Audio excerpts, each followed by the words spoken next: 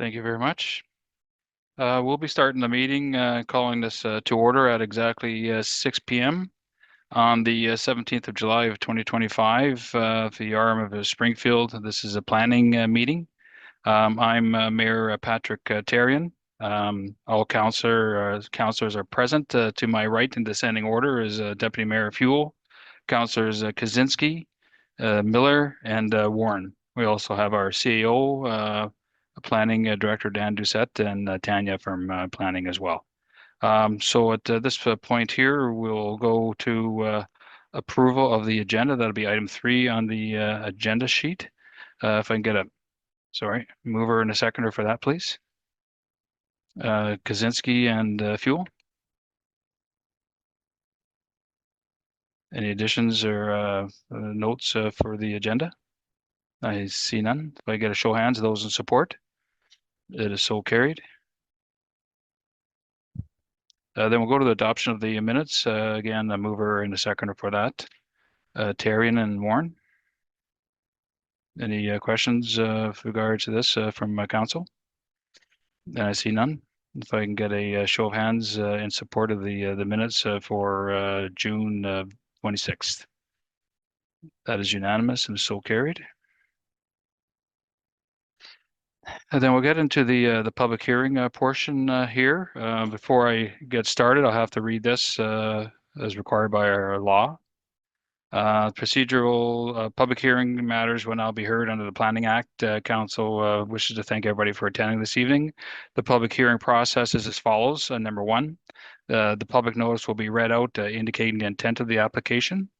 2, the development officer will provide a summary information pertaining to the proposal. 3, those that wish to make representation to speak on a matter, on a planning matter, must sign in the name and mailing address and for or against or for informational purposes. You'll be given an opportunity to make a presentation or to speak on a matter presented before council.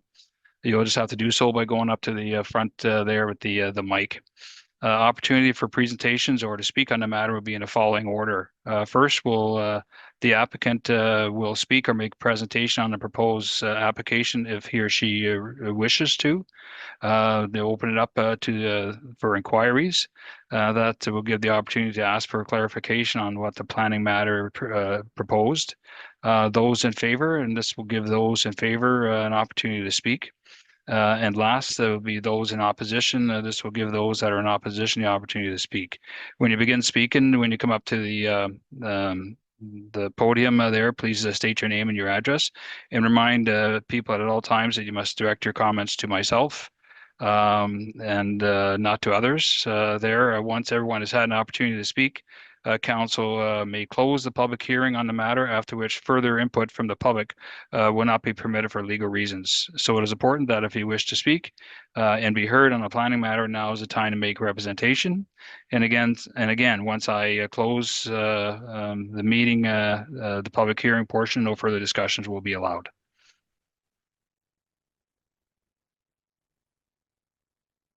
Okay, number 1 on the item is variance 2514 under SEER.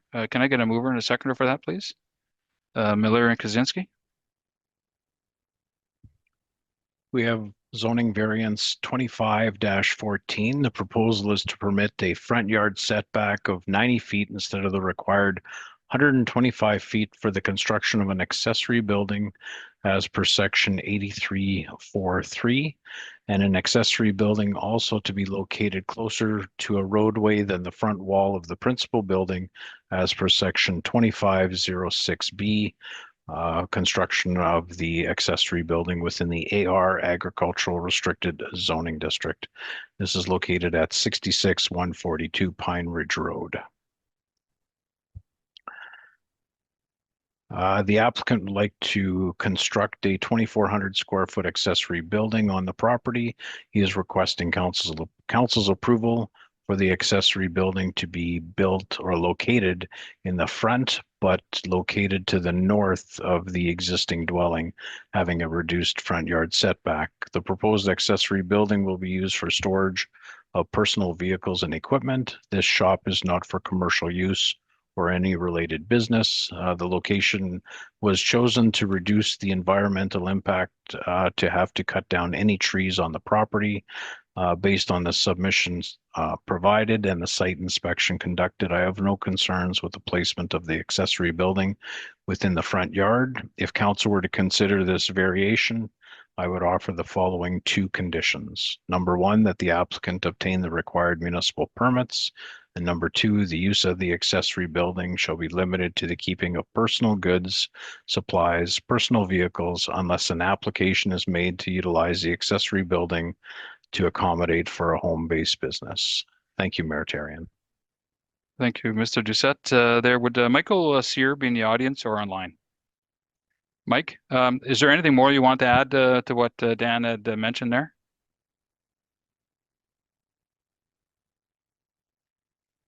Actually, sir, then I'll get you, even for a small narrative like that, so people are aware of it. Just come to the front there, state your name and your address.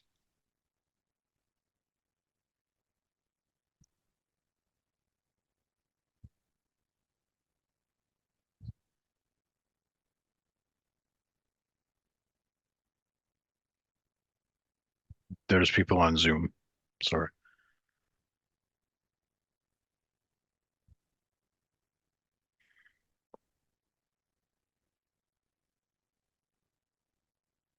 Matt.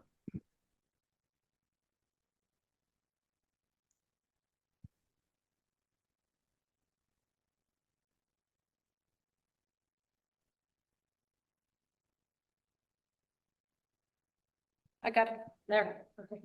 Yeah, I can hear you good. Is that better? Yeah. Sorry. Yeah, the only thing I would add is, well, he's been to site and seen it. The bush comes right around to the front of the driveway, so you wouldn't see the shop from any direction from the road. So it's not like it would be an eyesore or anything, and it's the best place to put it where I'll have to cut down the least amount of trees. So, Yeah, no, I think your letter was quite good, but thanks very much. Thank Then you. what we'll do, we'll open it up to the hearing now. I'll open it up to the public online and in the audience for inquiries. And I see none. Then I'll open it up to both those in favor and those in opposition in the audience or online. And I see none there. Any questions or comments from council at all? And no comments from council. I'm satisfied at this portion, at this time here, that the public hearing matter has been fully, people have been fully heard. And at this time here, I'm prepared to close the public hearing and no further questions will be allowed. If I can get the reading of the resolution or the variance. Whereas a public hearing has been conducted under the Planning Act to consider an application filed by Michael Sear and Shelley Wiseman, owner of the property located at 66-142 Pineridge Road, for a variation of the Springfield zoning bylaw number 0801. Whereas council is satisfied that the requirements of Part 6 variances has been met, be it resolved that variation order number 25-14 be granted subject to the two conditions. Thank you. With that variance being heard, first of all, can I get those in support? Show of hands. That is unanimous and is so carried. Thank you, Mike and Shelley. That was quick and easy. Have a good day. Then we'll go to 5.2. That's variance 2513 under Uncle Wiener's Wholesale Corporation. Can I get a mover and a seconder, please? Councilors Fuel and Kaczynski. We have zoning variance 25-23. The proposal is to permit a business fascia sign having a maximum letter height of 4 feet instead of the required 1.97 feet as per section 3333 within the MB Industrial Business Zoning District. This is located at 91 Farmers Row, just off Plessy Road. The applicant, on behalf of Uncle Wiener's Wholesale, is requesting council's approval to allow for the signage to have an increased height to 4 feet on their business fascia sign. As stated under section 3333, fascia signs shall not have letters over 0.6 meters or 1.97 feet high. As stated in their letter of intent, the increased size of the letters within the sign will allow clear visibility uh, of the business from Plessy Road for first-time customers. Based on the site inspection, I have no concerns with the increased letter height on this fascia sign. It was a fairly large building. If council were to consider this variance, I would offer the following one condition. Number one, that the applicant obtain the required municipal permits. Thank you, Mayor Tarian. Thank you, Mr. Doucette. Would the applicant for this variance be in the audience? Ma'am, is there anything you want to add from what that was all good? Okay, thank you very much. Then at this point here, I'm going to open it up to the public for inquiries. And I see none on the TV monitor or in the audience. And I'll open it up to those in favor and or those in opposition in the audience or online. And I see none. Any questions from council at all? And no questions from council. At this point here, I'm satisfied the public hearing portion has been met, and I will close the public hearing and no further questions will be allowed. I'll ask our CEO to do the reading and we can vote. Whereas a public hearing has been conducted under the Planning Act to consider an application filed by Walter Stratinsky, care of Uncle Wiener's Wholesale, on behalf of Buttergate Holdings, owner of the property located at 91 Farmers Row, for a variation of the Springfield zoning bylaw number 0801. Whereas council is satisfied that the requirements of Part 6 variances has been met, be it resolved that variation order number 2523 be granted subject to the one condition. Thank you. With that variance 2523 being read, can I first get a show of hands of those in support? That is unanimous and it is so carried. Thank you very much, ma'am. Then we'll go to 5.3. It's conditional use 2528 under TLG imports. Mover and a seconder, please. Councillors Warren and Fuel. We have conditional use 25-28. The proposal is to permit an automotive and recreational vehicle sales and an automotive and equipment repair shop business on the land as per section 68.3.4 and 5 within the MB Industrial Business Zoning District. This is located at units 1 and 2, 94 Gold Sun Drive within the light industrial park off Plessy Road. Mr. McTaggart is requesting council's approval to permit an automotive and recreational vehicle sales and automotive and equipment repair shop business within units 1 and 2. As indicated in their letter of intent, they plan to operate their business, which is a motor vehicle dealer within Manitoba, as well as a licensed Canadian Border Services Agency motor vehicle importer and exporter. Light duty service and repairs will be completed on their inventory. The repair business will not be open to the public. The repairs will consist of brake pads or rotor replacements, wiper blade replacements, interior and light retrofitting. All repairs to the vehicles will be completed within the enclosed building. Their proposed business operations will be Monday to Friday, 8 a.m. to 6 p.m. and Saturday, 10 a.m. to 4 p.m., closed on Sundays and on holidays. The business is owned by Mr. McTaggart, who has 4 employees. The vehicle capacity is approximately 30 units, limited to the square footage of the leased premise, indoors and outdoors. The vehicles will be stored within the fence compound at the rear of the building. There will be 4 parking stalls for their employees. At the time, at the time of the site inspection, it was observed that units 1 and 2 were vacant, and there was no concerns with this proposed business at this location. If council were to consider this conditional use, I offer the following 4 conditions. Number 1, outside storage of goods and materials is allowed as part of the automotive repair and sales business, subject to the storage of vehicles being located to the rear of a line adjacent to and parallel to the rear wall of the building. The storage area shall be fenced or screened from public view to the satisfaction of the designated officer, and the storage shall not project above the height of the fence or screening. Number 2, that a development permit be obtained for any signage related to the business. Number 3, this order shall expire and become null and void on the date the business ceases to be in operation. And number 4, this order shall not be transferable to any other owner and or lessee. Thank you, Mayor Therrien.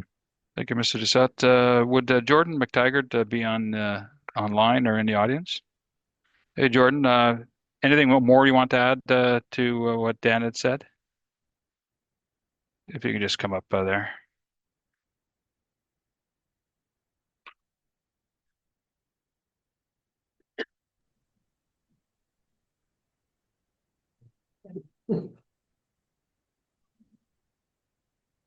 Jordan McTaggart for TLG Imports at 94 Gold Sun Drive. I just request that condition 1 be slightly modified for storage of vehicles in the rear of the building to not be in excess of 6 feet. There are recreational vehicles and imported vehicles that are over that height limit, and I would just request that that be either removed entirely or increased to at least 8.5 feet. For the RV part For of the it? recreational vehicles, that's correct. So good. Other than that, I have nothing further. The last. I guess the intent is to have the screening fence. Council can remove and storage shall not project.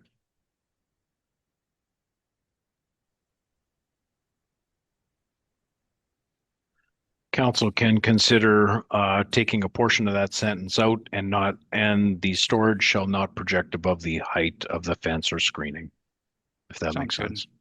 If you go even a little bit higher than that, be considerate of how high your fence is there, but I think that'll take care of that. Okay, that sounds great. Okay, sir. Unless there's any questions there, you can have a seat there, and then we'll open up for inquiries. For sure, thank you.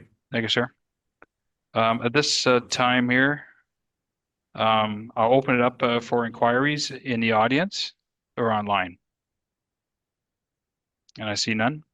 Then I'll open it up for those in favor and or those in opposition online. I see none, or in the audience. I see none as well. Any questions from council at all? Deputy Mayor? Sir, you may want to come up here.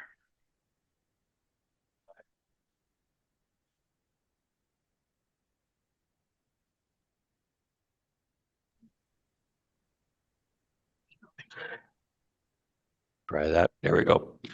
I have a question for a development officer. Like I see the future construction there, and then also I believe you only have unit 1 of 2, right? Units 1 and 2 at 94. You have unit 1 and 2? That's correct. Okay. So my concern is with all the vehicles of up to 30 vehicles, I realize it says that it has up for the leased area of 30 vehicles. Do you feel that this is sufficient once we have the future construction there? That's my question. I do think there's adequate space within the building and within the parking area. Okay, I'm just making sure because we know we've had in the past where the vehicles become more of an issue than the actual building itself. So just want to make sure that we're on track with that. Thank you. Understood. Thank you. Mr. McTaggart, it says that I guess due to contracts and so on like that, but you're allowed to do brake pads and wipers. Would you say that's the simpler things? Yes, correct. Quickly done? Okay. Okay. Any other questions from council? And I see none. You can have a seat there, Mr. McTaggart. Thank you. Then at this time here, I'm satisfied that the public council has looked over all the materials, and I'm prepared to close the public hearing. It is since closed, and then we'll open it up for our reading and our vote. Whereas a public hearing has been conducted under the Planning Act to consider an application filed by Jordan McTaggart on behalf of Curtis Harder, owner of the property located at Unit 1 and 2, 94 Gold Sun Drive for conditional use under the Springfield zoning bylaw number 0801.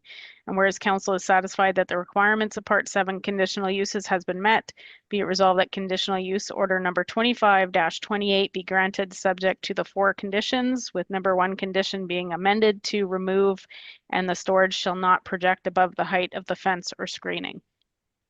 Thank you. With that being read, the conditional use 25-28, can I get a show of hands from council? Those in support? That'll be unanimous and is so carried. Thank you, Jordan. Then we'll go to 5.4. That is conditional use 25-29 at 19067 Kotelko Drive under Ranouta. If I get a mover and a seconder, sorry, just give me a second there. Can I get a mover and a seconder for that, please? Fuel and Warren.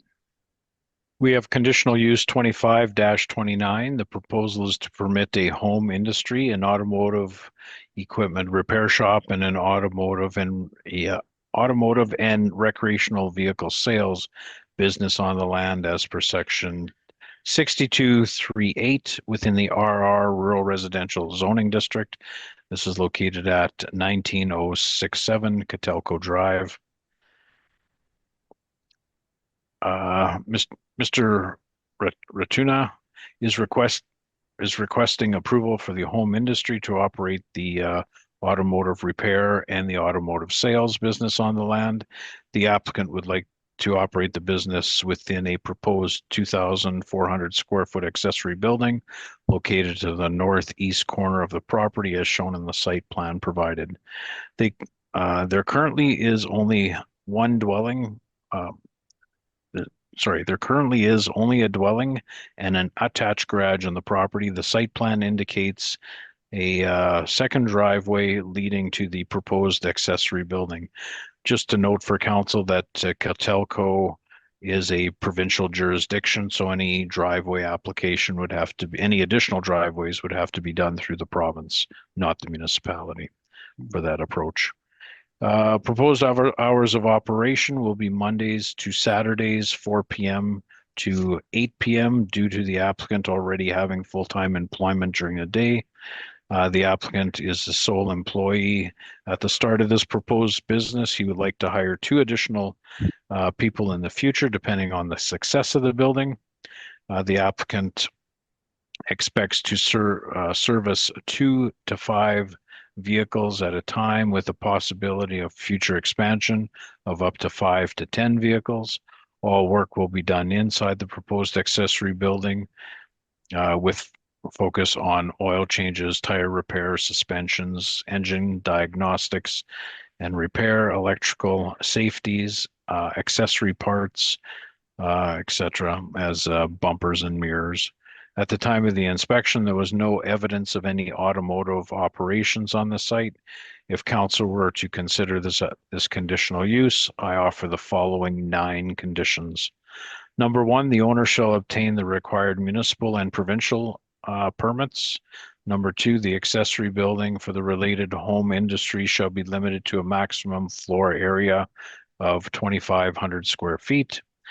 Outside storage of goods and materials is allowed as part of a home industry, subject to the storage shall be located to the rear of a line adjacent to and parallel the front wall of the accessory building, and the storage area shall be fenced and screened from public view to the satisfaction of the designated officer, and the storage shall not project above the height of the fence or screening. Number 4, a maximum of 1 passenger vehicle may be put on display for sale within the front yard of the site and at any one time. Number 5, the maximum number of passenger vehicles for sale or repair on site at any one time shall be limited to 10 vehicles, but not including the owner's personal vehicles. Number 6, the employment of family members or non-family members is allowed as part of a home industry, up to a maximum of 5 persons. Number 7, this order shall expire and become null and void on the date the business ceases to be in operation.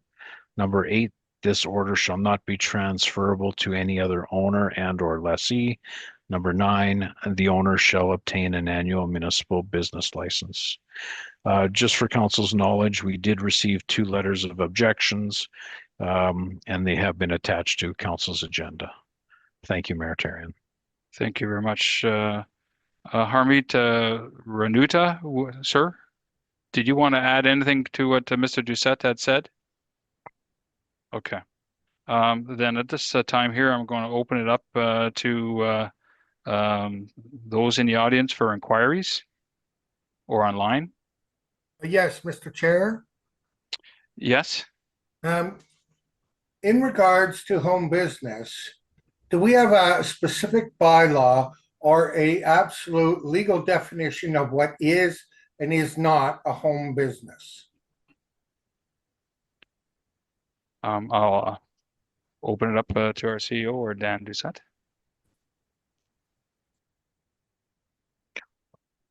I could review the zoning bylaw and read the definition for council. Just give me a few seconds to Okay. identify it.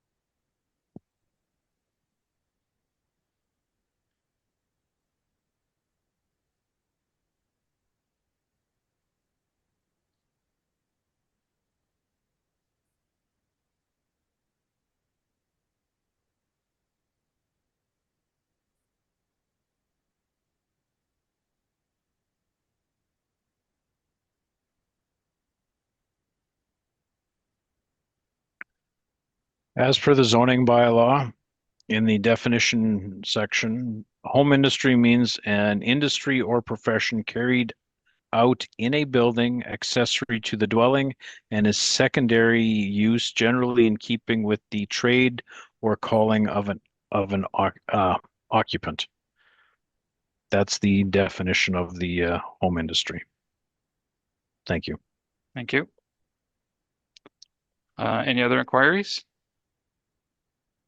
I see none. Then I'll open it up to those in favor in the audience or online.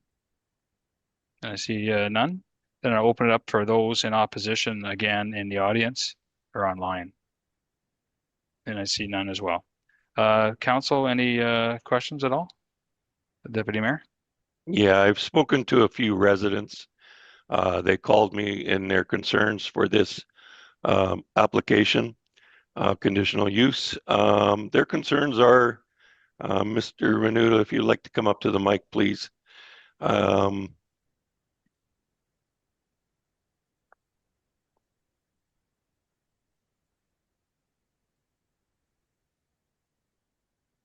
Good evening, everybody.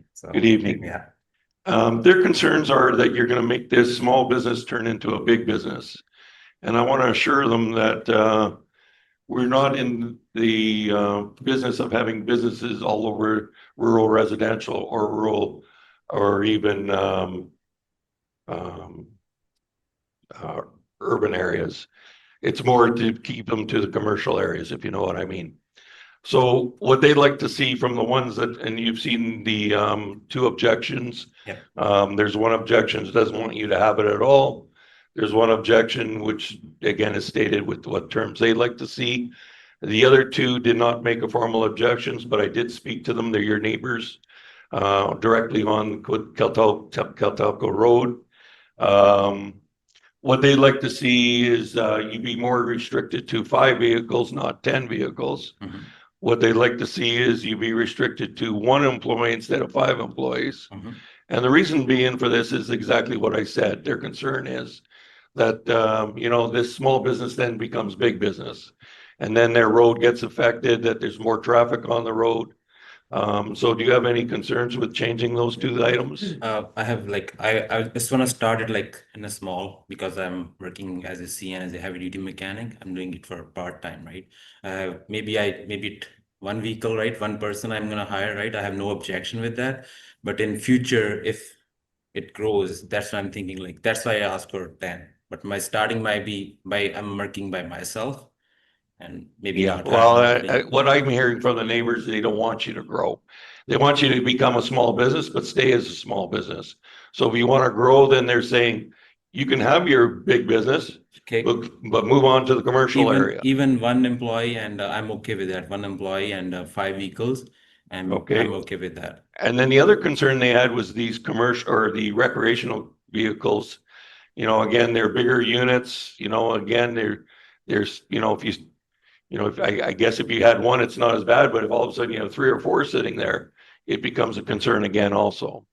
So you know, maybe a restriction to that, you know, one recreational vehicle at a time. Sure. Okay. Sure. Yeah. They're more about the area. They want to The- keep it more the same the way it is. Sorry about that, but what happened is I don't know how this council work, right? So I put my application and everything goes. I didn't talk to my neighbors, and then after I talked to George and all those guys there, they're thinking I'm putting some trailers or all that stuff there, right? But I'm not doing that. Like I'm so Yeah. busy with my 3 kids and other stuff. I can Yeah, do and- only so much in like Yeah, after and that's what their concern is. right. that- So and- I'm not putting any like I don't put trailers or anything.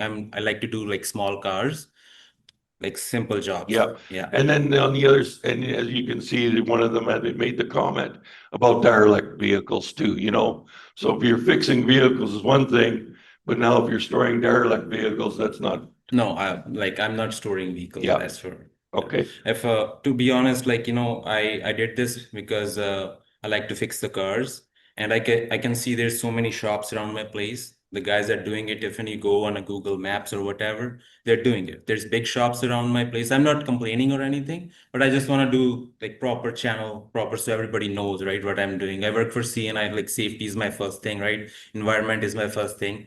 I like that stuff, right? So, but Yeah, and always remember your neighbors, and I say this to everybody, yeah, you know, so your neighbors are who you fun. have to live with next door to some degree. Yeah, some guys, And- I talked to everybody. Yesterday, I heard that, right? Okay, this is everybody. So then I went to everybody's house, talked, like, try to explain what I'm trying to do. Nothing big, just do something small, nothing big. Okay, no, I would like to make those changes then. To have it restricted to 1 employee, up to 5 vehicles, at the most 1 recreational vehicle. Again, I'm just trying to limit it to staying small. No, I'm okay with that. Okay. Any other questions from council? Councillor Kaczynski? Yes, thank you for being here and presenting your side of the story. Obviously, you have friends. Yes. You have looked like a larger property. You know what friends do when you live on the country. Yeah. Can you store my vehicle? No. Can you store my boat? No. No. Well, you might lose a lot of friends. It's a little bit funny. Is I'm a brown guy, so right, I don't give free favors. Okay. That's why No. residents are concerned about that, because that's what's happening. That you open up and then I think somebody went to my place already to look around. Like I like to clean my yard, right? There's I've no automotive or nothing, right? But that's me, right? I like to clean things and Okay, thank you. yeah, no problem. Councillor Miller? Thank you, Mayor and Council, and thank you for coming to Council today for your initiative. I Might be nervous pretty soon, okay? well, I'll try not to ask too many intimidating questions, but Okay. what I do have is some of the people who are opposed, as you know, they're direct neighbors. One of them resonated with their letter to me. It said they want to uphold the integrity of the community, as well as they don't want this to be not like the city. So in other words, I have 2 questions for you. One being, for oil storage, you probably will do oil changes and things of that Yes, nature. yes, Are you linked into Manitoba's oil stewardship yes, program? yes, yeah, properly, yeah. Okay.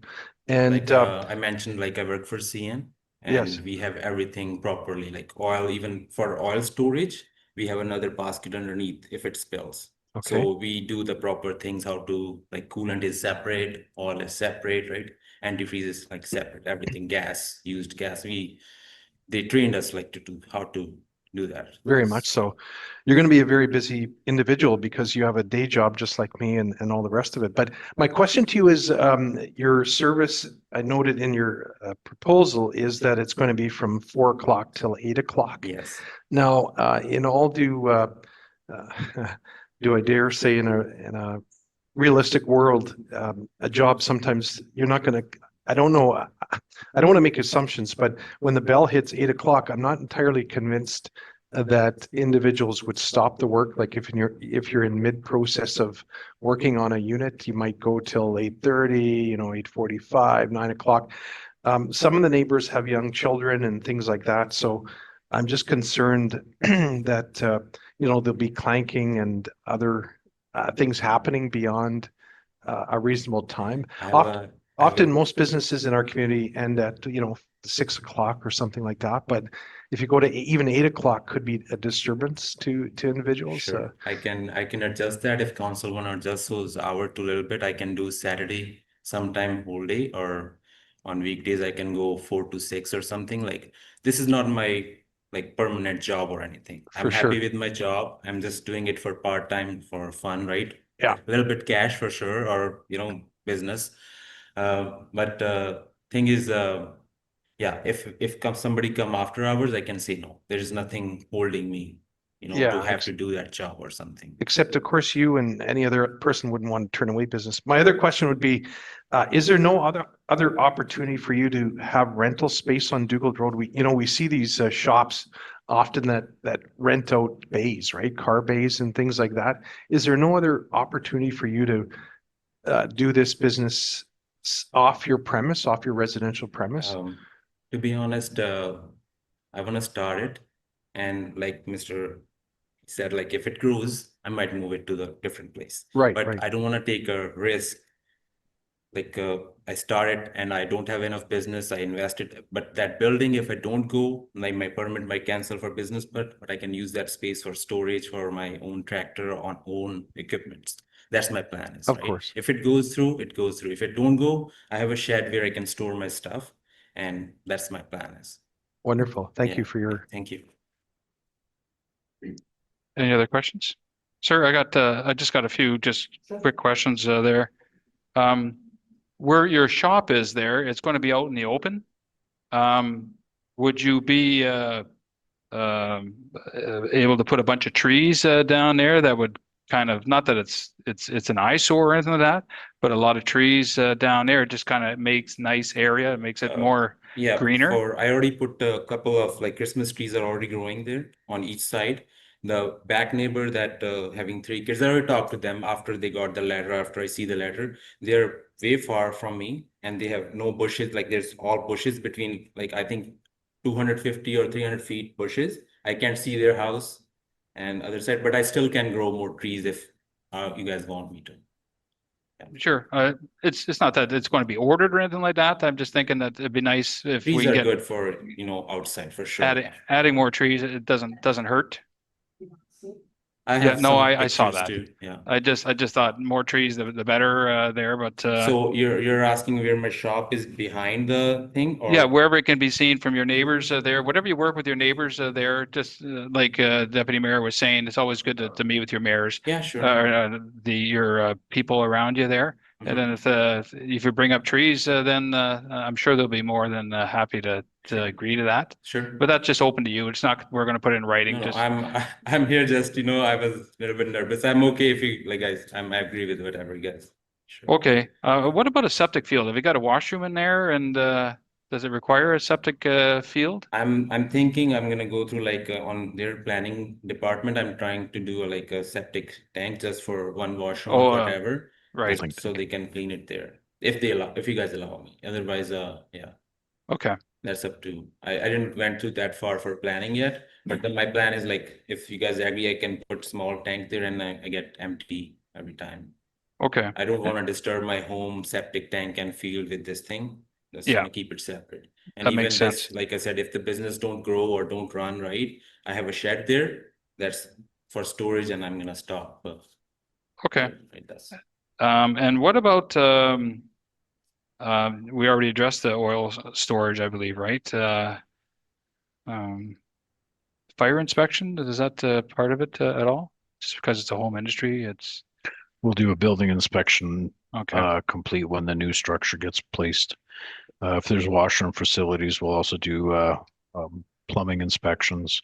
The holding tank that he speaks of has to be approved by Manitoba Environment. Okay. And what about signs? Are you going to put up a sign there, Harmeet? Say, Right now, I don't know what's you guys, like, I'm able to, like, what you guys allow for regular. If not, then I'm gonna not. I don't know what I can have. I don't know, like, what okay. it is.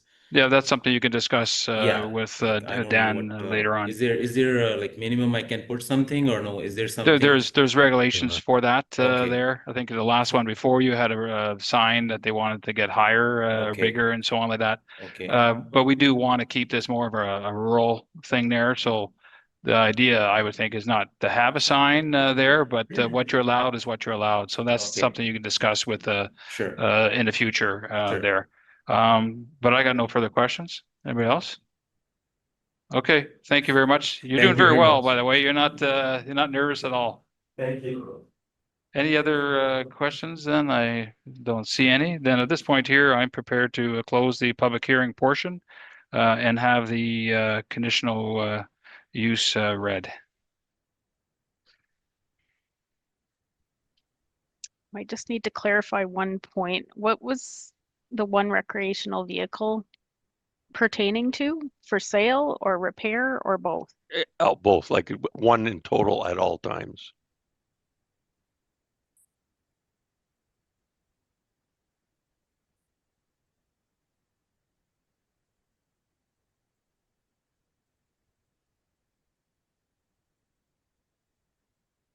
Whereas a public hearing has been conducted under the Planning Act to consider an application filed by Harmeet Ranouta, owner of the property located at 19067 Kotelko Drive for conditional use under the Springfield zoning bylaw number 0801. Whereas council is satisfied that the requirements of Part 7 conditional uses have been met, be it resolved that conditional use order number 25-29 be granted subject to the 9 conditions. The amendments being the maximum number of passenger vehicles for sale and or repair on site at any one time shall be limited to 5 vehicles, not including the owner's personal vehicles, with only 1 recreational vehicle permitted. The employment of family and non-family members is allowed as part of the home industry to a maximum of 1 person.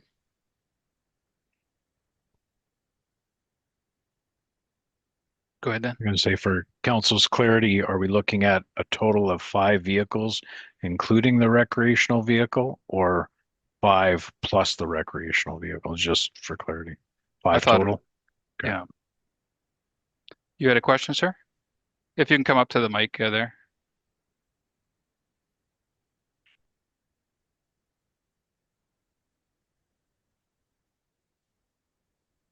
So, sorry, this condition for 1 employee, that's after me, right? Like, okay, so, okay, that's right.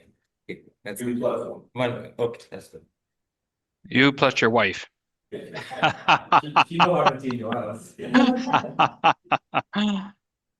Okay, we've already read it then? Okay, then with that being read for Mr. Ranouta, okay, if I can just get a show of hands, those in support. That's Councillor Warren and Fuel and Terrian. Those opposed? Councillor Miller, those abstaining? Did you put yours up for 4? Okay, so 4 is Councillors Warren, Kaczynski, Fuel, and Terrian, and those opposed is Councillor Miller. It is so passed. Yeah, I guess we kind of mess up your name. What did Dan call you? Oh, Harmeet Singh Ranouta. Okay, I know I'm not pointing fingers, but he said Ratuna. Your wife was okay. Well, thank you very much, and you did very well, sir. You got a very good plan, and you articulated very well. You too. Have a good day. Then, if we can go to 5.5, conditional use 2530 Westgate development. Can I get a mover and a seconder, please? Councillors Warren and Fuel. We have conditional use 25-30. The proposal is to permit a general contracting service, which is a construction and renovation of multifamily buildings. This is on the land as per section 68-311 within the MB Industrial Business Zoning District. This is at Unit 394 Gold Sun Drive.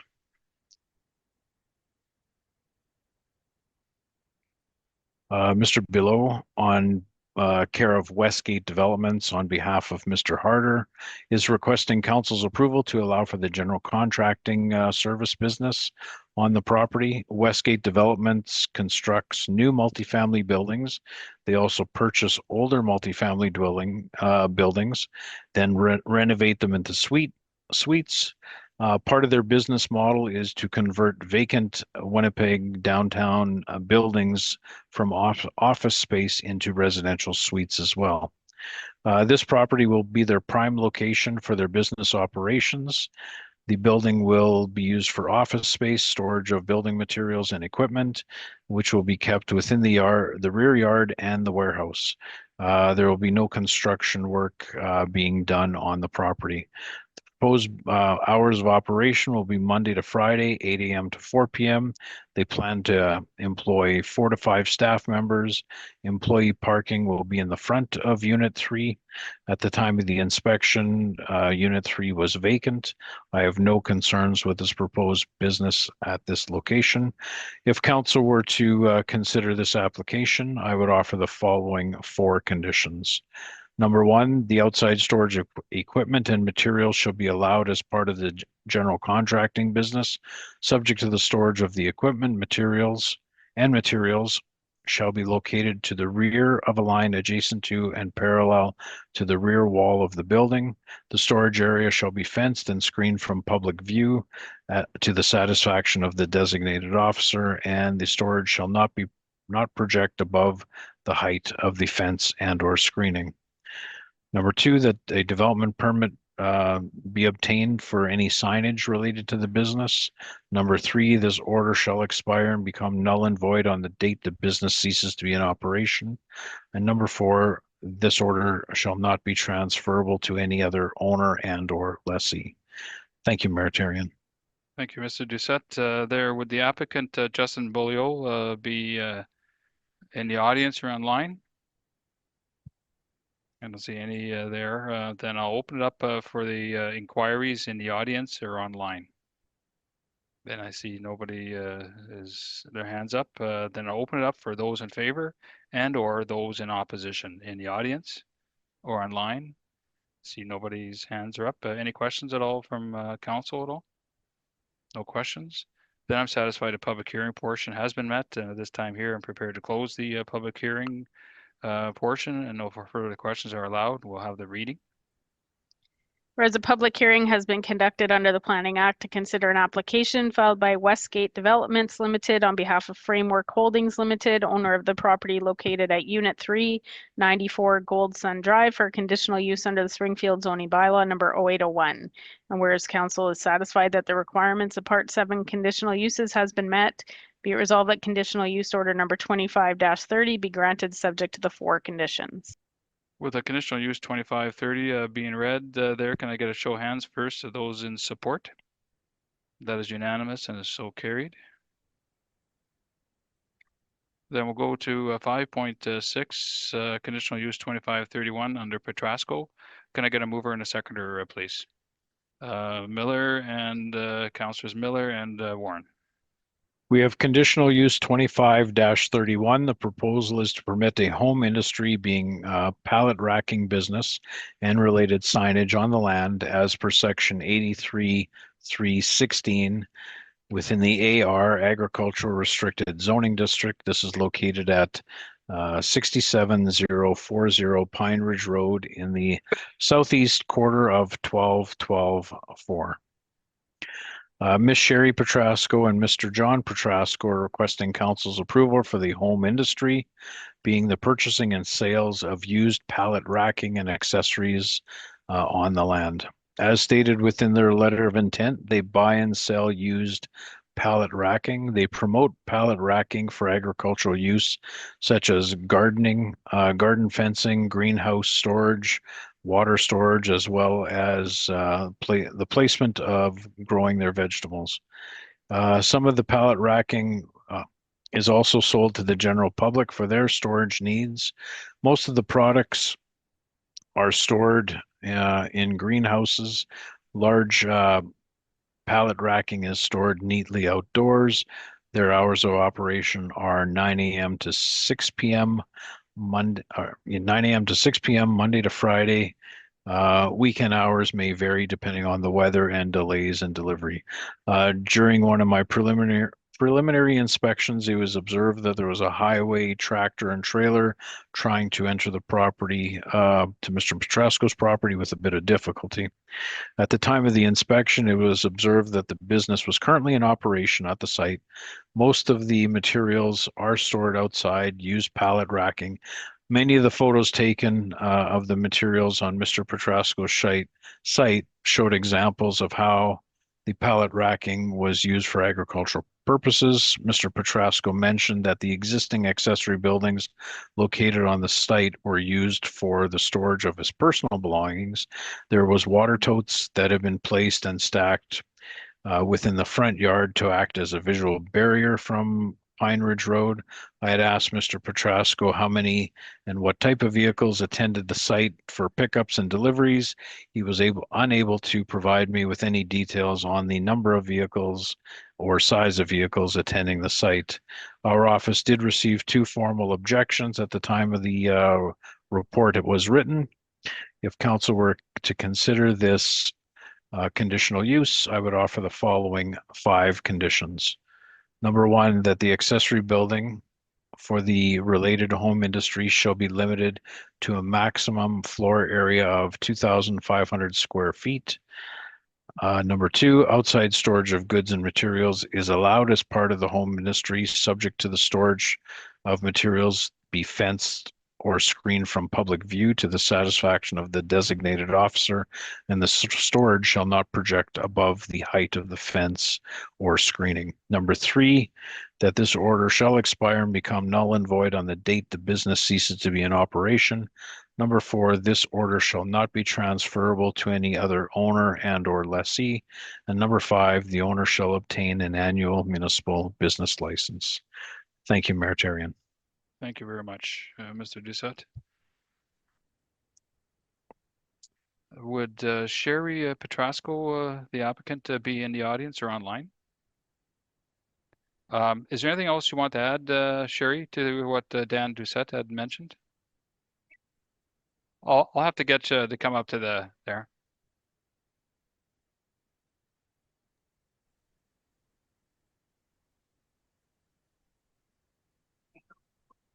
Thanks. I do have some point forms that I'd like to explain in detail. Sure. Most of them are in regards to the objections that we had, the 2 objections. I just want to also clarify, Dan, when you were there and you said the preliminary inspection was observed that a highway tractor and trailer was trying to enter the property. Correct. That tractor was actually the guy who was baling hay in the backfield. Okay. That day. Like that truck and trailer was for the farmer who was baling. So just wanted to clear that up. That was not for us, it was for the farm.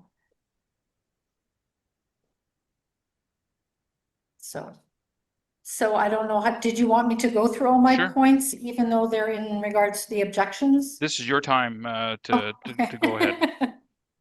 Okay, so I mean, in regards to our property, we've owned this for 3 generations. The farming operation has been grandfathered for 3 generations. In regards to, we'll start with these points. In regards to the widening of the driveway, that widening of the driveway has actually occurred many, many, many years ago when the school buses used to come and have to turn around in our yard. So it had collapsed a couple times, so now we always had to keep it upkeep. So our driveway is quite thin. Another reason was because we have a farmer in the back field who now needs to do his hay. He has to get his trailers on there too, and his combine, and his tires need to go onto the road. So that's why we've always kept it an upkeep. We've also just maintained it only also because of the trucks coming in for the new business. So it's not widening it to try to get bigger and bigger trucks in there. It is a maintaining, you know, instance is what we're doing. Because we can get the RM to come and do it if we want. Like we would just be calling the RM all the time saying, fix our road. Like our drive, like where our culvert is. So we do it. That's why we do it. So that's why with the farmer in the back. So we do have some bigger trucks coming in for deliveries, but again, that is here nor there. And I don't know if it is if there is an RM rule in regards to maintaining your driveway, your entrance? Is that even a bylaw or a restriction that you can't maintain your driveway? Like your Maintain your property yeah, your driveway? entrance. Because this is a concern that it says that we've been, you know, extending our driveway. That was one of the complaints. Well, you got your property line, you have to stay within that property line, and there's certain rules that would apply depending on, it's kind of a subjective question, but yeah, there is rules for outside of that property line. Oh, yeah, no, But it's in just the yours- driveway. I'm just concerned about the driveway. They were saying, the one complaint was that we were making our driveway wider. Okay, So yeah, there's rules for that there, but if you're like we're denying you're not making it, getting any bigger than the culvert that was given, right? So we're Right. not, yeah, we're not doing anything in that regards. I think we're good there. In regards to the, okay, let me see here. The RM has never approached us on the road conditions in regards to the objections that the road has been broken apart. They fix the same area every single year because of the heaving.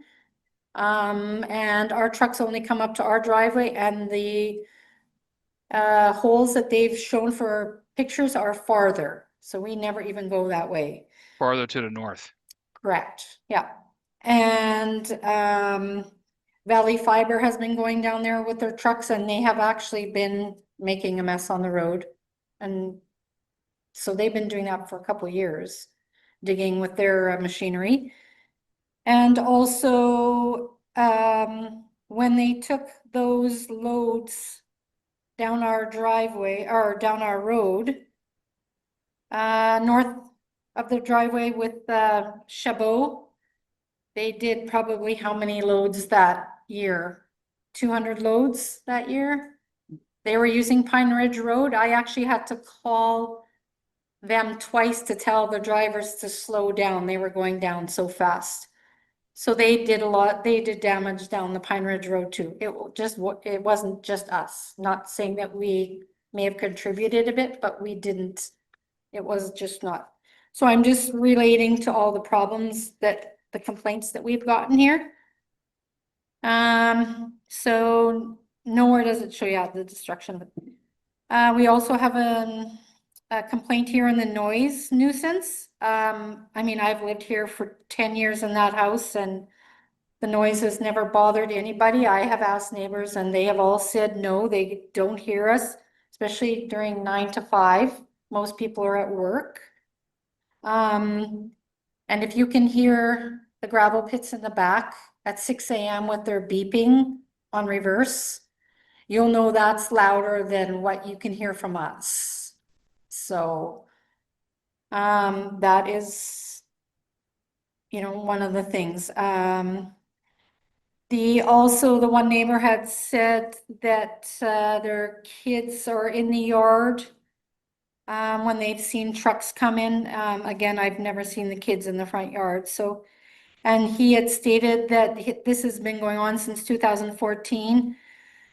We have been in business with the greenhouse until 2021. So 2014 would have had nothing to do with this new business whatsoever.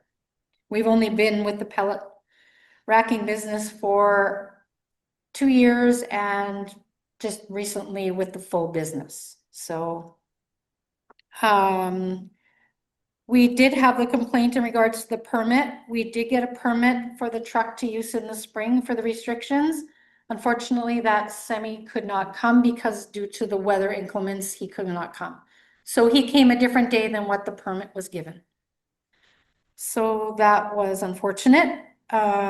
We do operate 9 to 6 for deliveries. Due to the weather, it may be a different shift, but it's not 10 trucks. It may be 1 truck.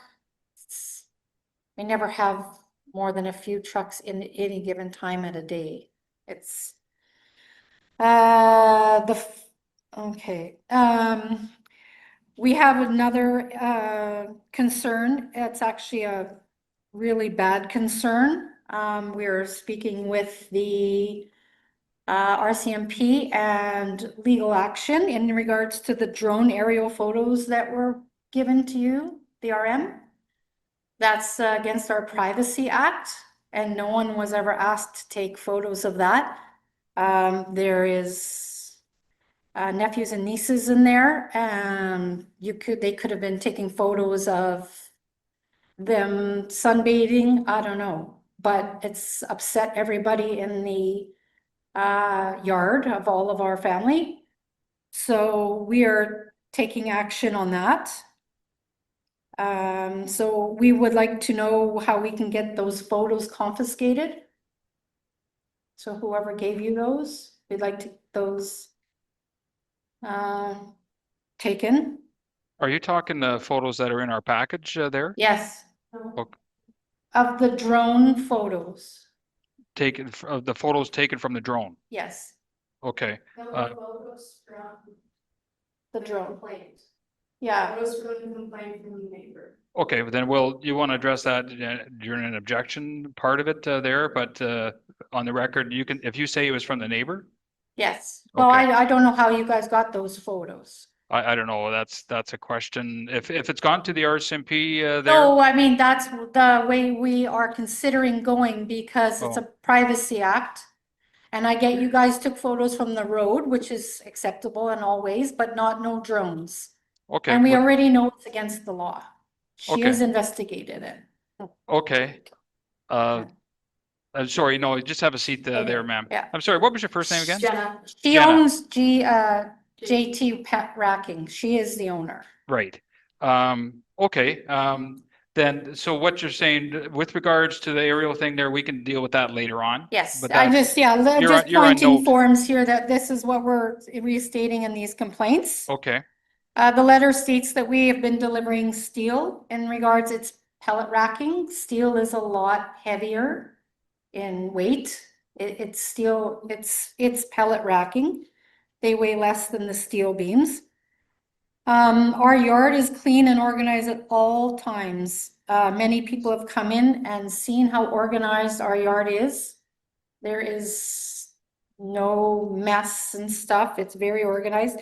All excess debris of steel or strapping goes to the scrap yard immediately, so we don't keep on having stuff in our yard. I know the Mr. Van Ling states that it is too big for 2 acres. Well, I have 5 acres and my dad has 5, so it's more than enough. He has also stated that we should be moving this to a more convenient building or finding a lease place to go. My dad works from home and has always worked from that business for his convenience, and he also has been looking after my mother. So he checks her on her every hour. So for him to leave the yard is an inconvenience, and it would be not financially viable to move the business. So yes. Let's see. Sorry, I'm just going down their list here. No problem.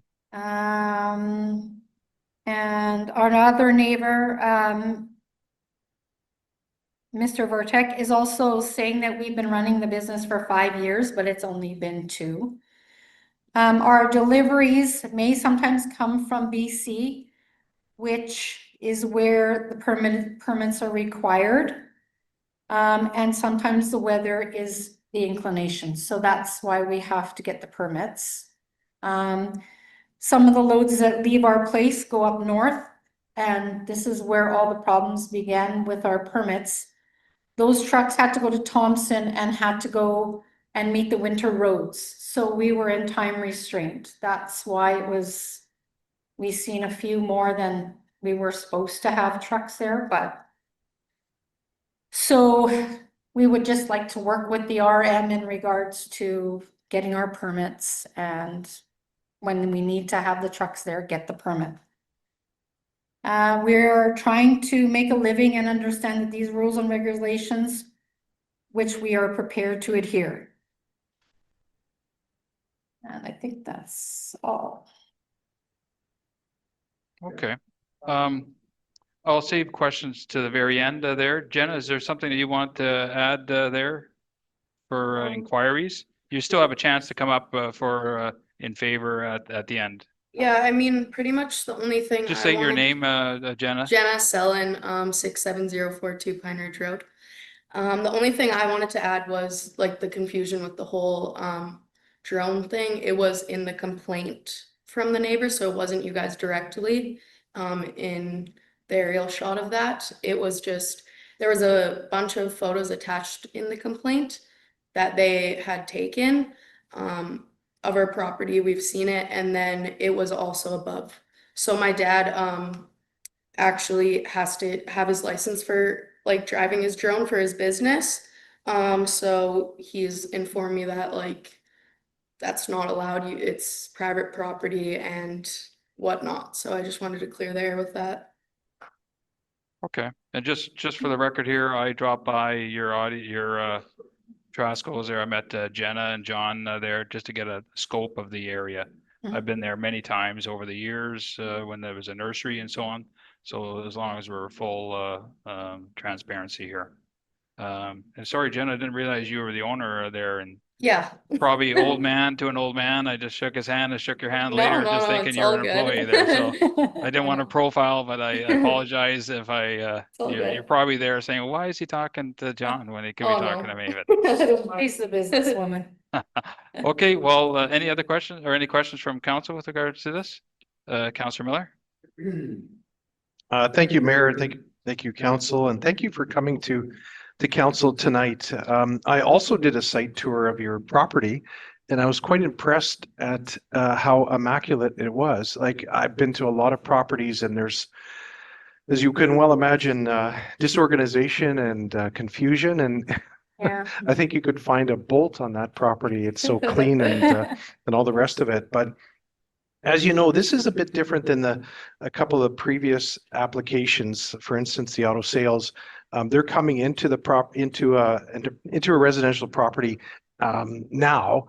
In other words, they have existing neighbors, and that would cause commotion, and that's why those neighbors are somewhat concerned. In your case, as you stated right up front, you're third generation. I've known I've bought plants from your family for many years, and that doesn't make me a good person or a bad person. But what I want to say is you've had an existence in our community for multitude, actually much more than I have ourselves. We've only been here for 26 years or so. So that has to come in play. In other words, you remember the old scenario where there's a hog barn and neighbors come around the hog barn and then try to push out the hog barn. Well, reality being, you were there first a multitude of years before, and yes, the business has pivoted and changed over the years, but at the same time, you know, you had the footprint before, frankly, anyone else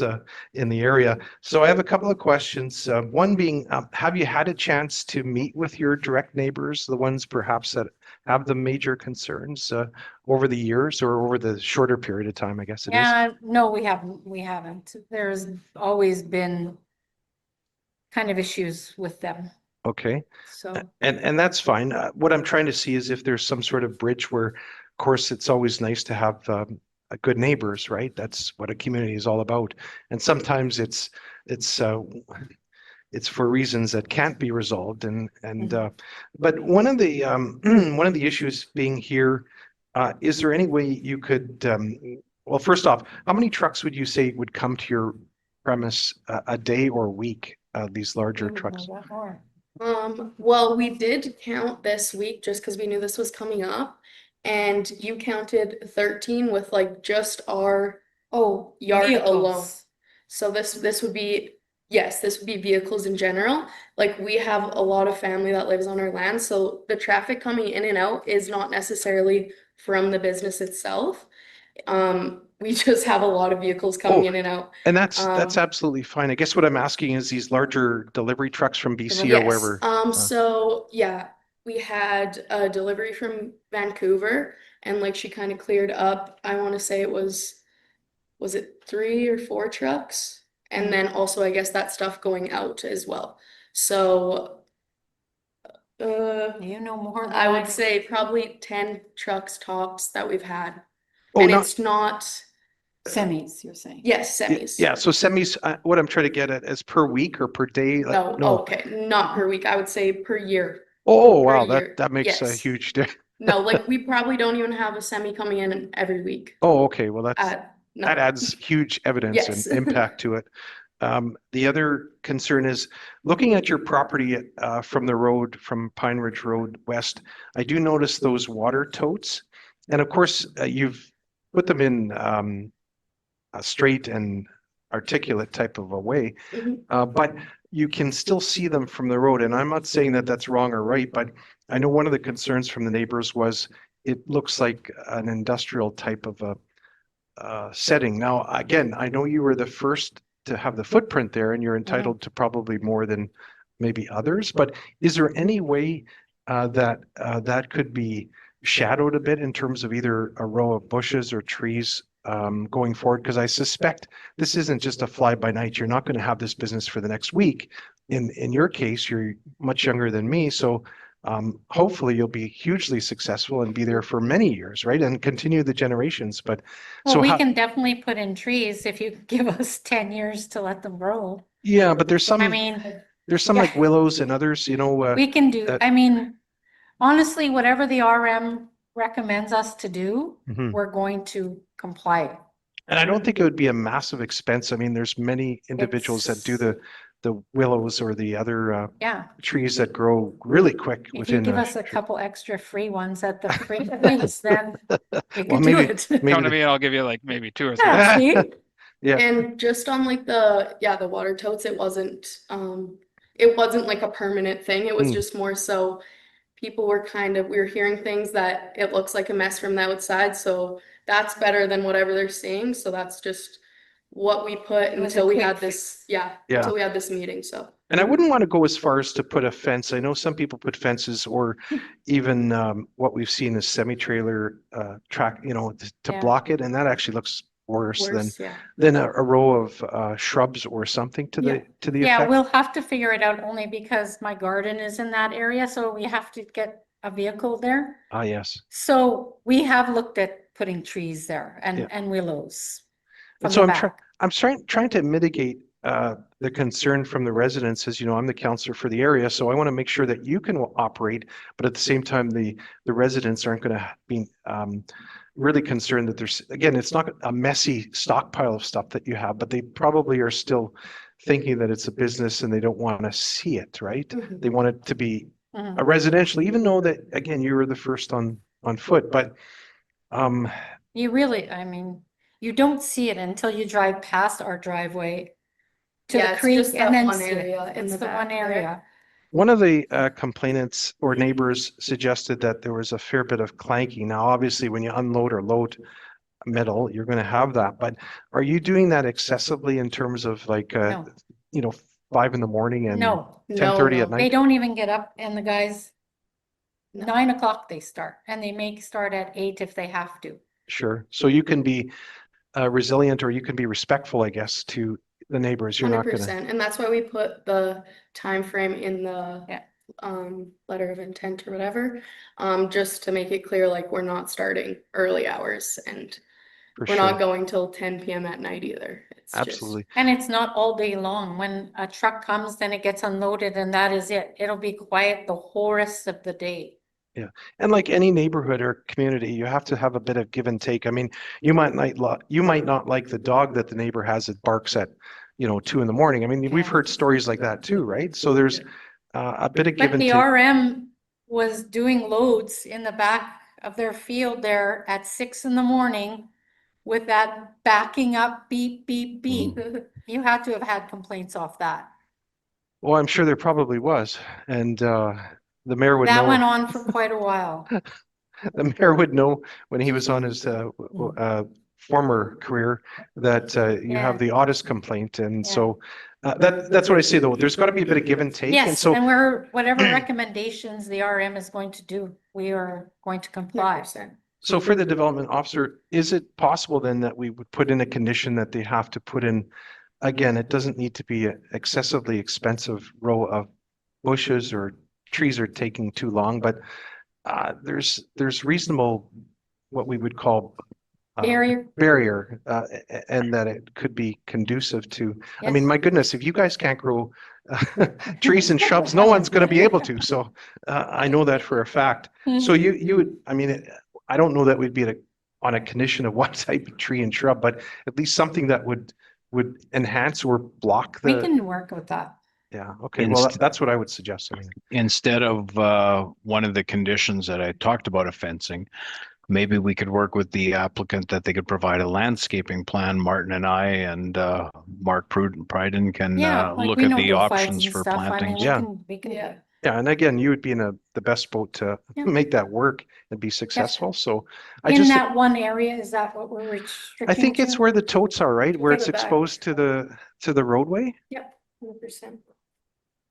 And in terms of that, again, I think there has to be a bit of give and take. I know that, you could complain and nitpick on every neighbor down your road too, right? But you have to be reasonable. We want to have success. People call me anti-business and all the rest of it. I'm definitely not that. I'm thrilled that you're going into the next generation and continuing this, and hopefully it's prospers. We need people like you to carry on the load, right? To carry on this.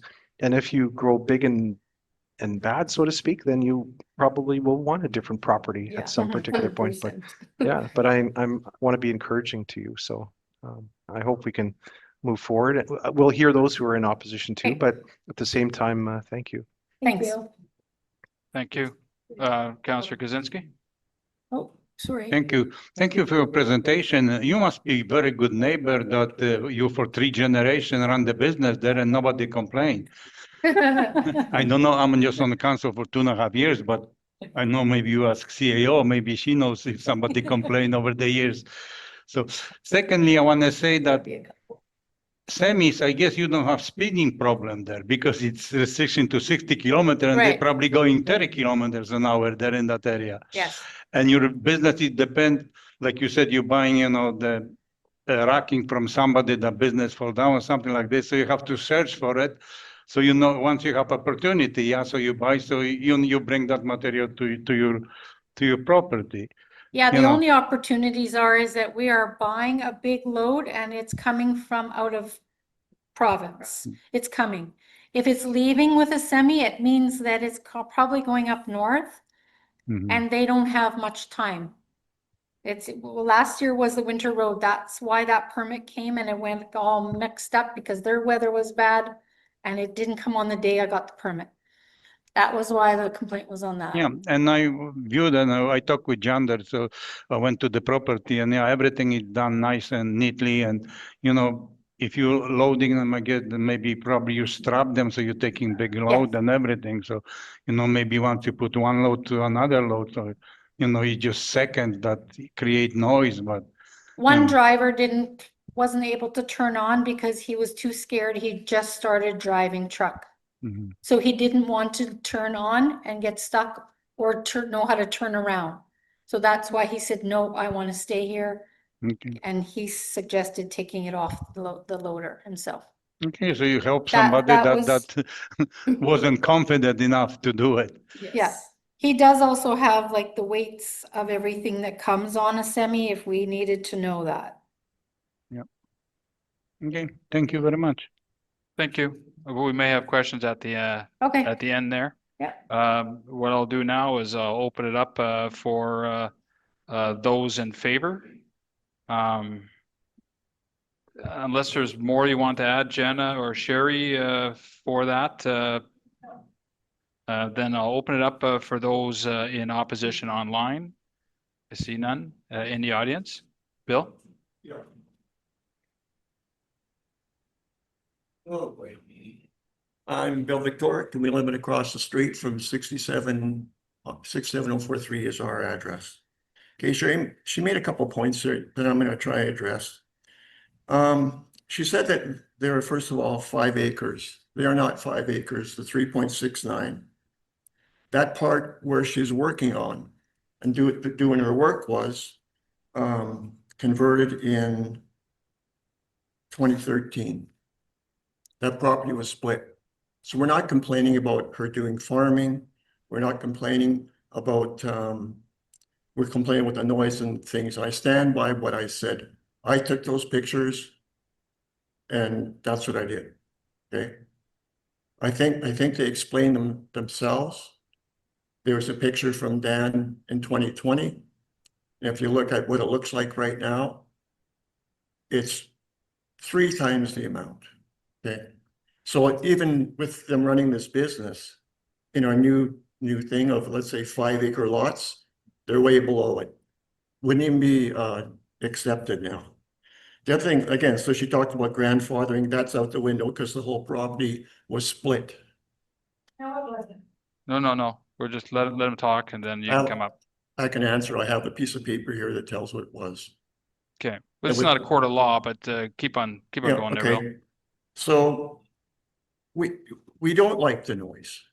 Those things that happen, I took those pictures when the vehicle left, so they aren't from someone else. Okay, that's another one of her things. She talks about being here her whole life. My wife was born across the street. She's 64 or 5, I don't remember how old she is now. So she's in the same boat as them. We didn't have a problem with them farming. We farm ourselves right across the street. We don't have a problem with them doing that. But this has become not a farm thing. It's become a business. And I don't think it should be allowed. Again, I'll just stand by what my opposition was. And that's all I can do. It's up to you guys to decide. Thank you very much. Any questions, Bill? Councillor Miller? Well, thank you for coming here. And I know you've sent me information in past and you've raised concerns and things like that. And so when do you sense you're hearing these noises typically? Well, most of it even happened, like I think it was Monday or something. Her father's in the yard playing around, moving the stuff around. And it happens every day, you know. He's retired, I guess, doesn't have anything else to do but move that stuff around.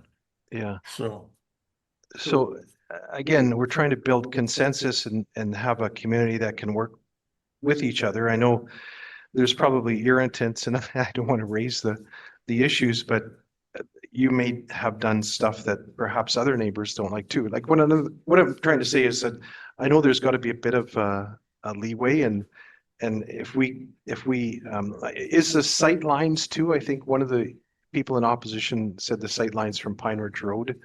So would you want those to be blocked as I'm kind of suggesting, or what can be done there? Or well, what? I definitely don't like those containers there, first of all. Like 2 of them were taken out on the weekend, on Sunday. Like, you know, it's not like I'm sitting there spying. When I sit watching TV, I see what's going on.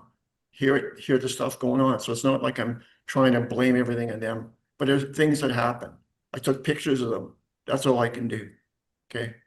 So yeah, there's some noise. Yeah, I can hear the beeping from the gravel pits also, you know, but that's part of life. I haven't complained about it. It is what it is. And everybody's tolerance is, you know, as a neighbor is different, right? As I said, this is absolutely what we hear as council members is, you know, the dog barks or somebody's got a muffler that's too loud and the kids are screaming in the yard and on it goes, right? But so there's got to be a little bit of tolerance, and I'm not saying you're intolerant, but what I would suggest is, what is your tolerance level? Like, how could we make it work for them and make it work for you? Like, how can there be resolution to this? Like, what would satisfy you in terms of? Well, I'm this? fine with that. I just don't agree with him bringing all these truckloads of stuff in. You know, and it's more than she said. You can see in my pictures a hell of a lot more than what they're talking about. It's a bigger operation than they're saying. That's what I'm saying. So I'd probably reserve a couple of questions for them again, but obviously when that was happening, there was probably startup or you were receiving a lot of loads. I'll use that question afterwards. So again, what I'm sensing from the applicant is that this isn't happening all the time. You know, 10 trucks a year isn't 10 trucks a day or a week, right? So No, that's correct. Like you said, she's probably importing them from China. Who knows where they're getting it from? But that's what they're doing. So they bring the whole load in. But they should have brought nothing in, is our complaint, because there were road restrictions. They like you look in my pictures, no trucks, 60. So what is it? Can they have trucks or not have trucks? well, I would ask the development officer again, is it not the Highway Traffic Act, not our municipality that would enforce truck? Or who is it? I think Councillor Warren can, has she done research on this? I've done research. Okay. So the RM of Springfield has a traffic bylaw 2314. And under the no truck route, section 29B states that basically any truck may not operate on any street which has been identified as a no truck route unless necessary to conduct of business at the destination point. So because he's coming off of Garvin, which is a truck route, he can turn onto Pineridge. These trucks have to go directly to the Petraskos. And after they're done at Petrasko's, they have to directly turn around and get back onto Garvin and go. They can't willy-nilly all over Springfield. They have to do their route. So they can, as long as they're going to a destination. So then that would be allowed, I take Yeah, it, but right? what if they're overloaded? Pallet racking It's overloaded. Like our neighbor said, he reviewed it. He's a truck driver. Yeah. He knows, he has vehicles.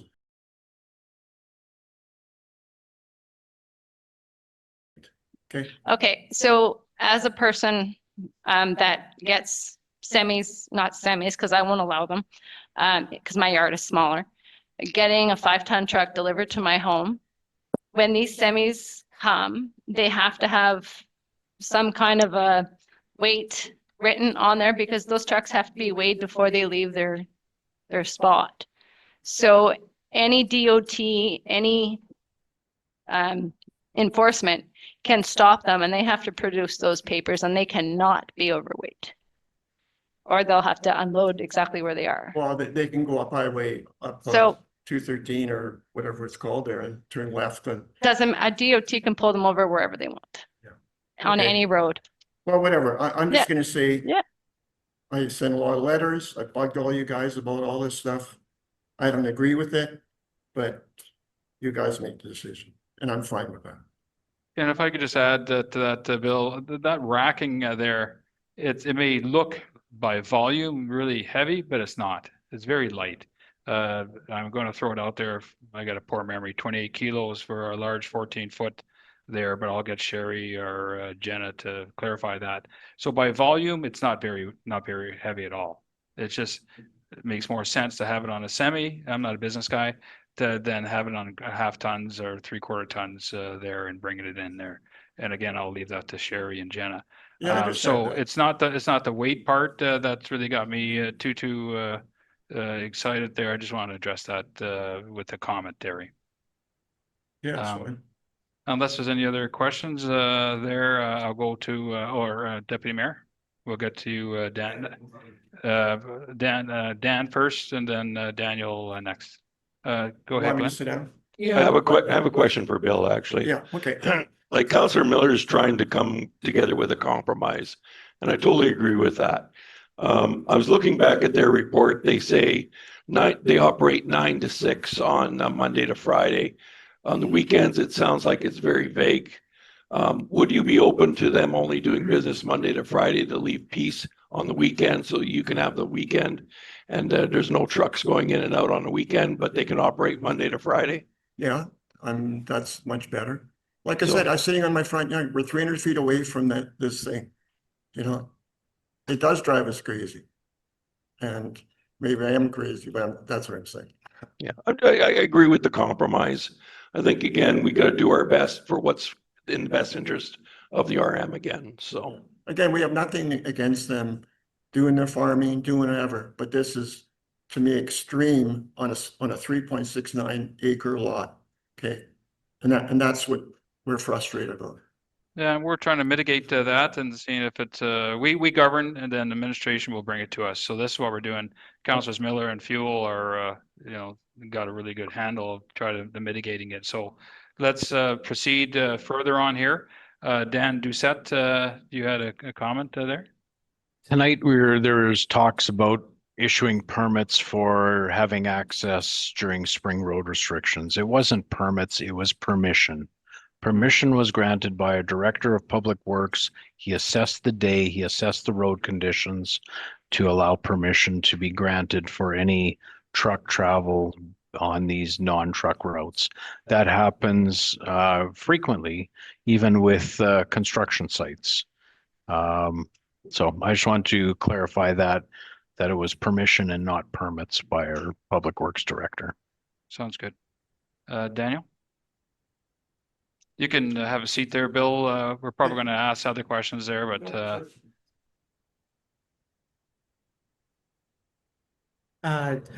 Daniel Page on 63087 Pineridge Road. I'm not an immediate neighbor. I'm further down the road on Pineridge Road, and I've reviewed what was there, and I just wanted to get information. I listened to what I heard here, and I just want to mostly just kind of fill in some information because I was listening and I was just wanting to know more.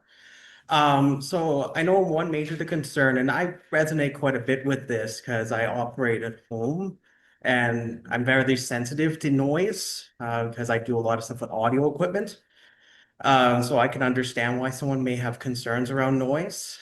Now that isn't, obviously I'm not a neighbor, but I'm just saying in the hypothetical, because, we always have sometimes where neighbors do move into an area where they may have concerns around noise and things like that. Now, I was listening carefully because there was discussion about noise.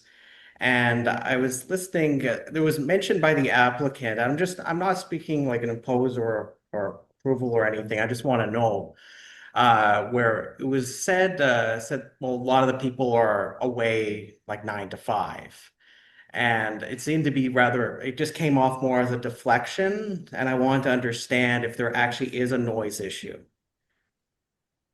We just go with what our complaints are and so on. So how many complaints, I don't know. Councillor Miller mentioned that our SMP in this area there, we hardly had any complaints many years ago, mind you, but still we hardly had any complaints. It's I think it was Bill that's part of life there with the backing up and so on like that. So you didn't ask if it was an issue, and in my opinion, it's not. We've got two letters of opposition.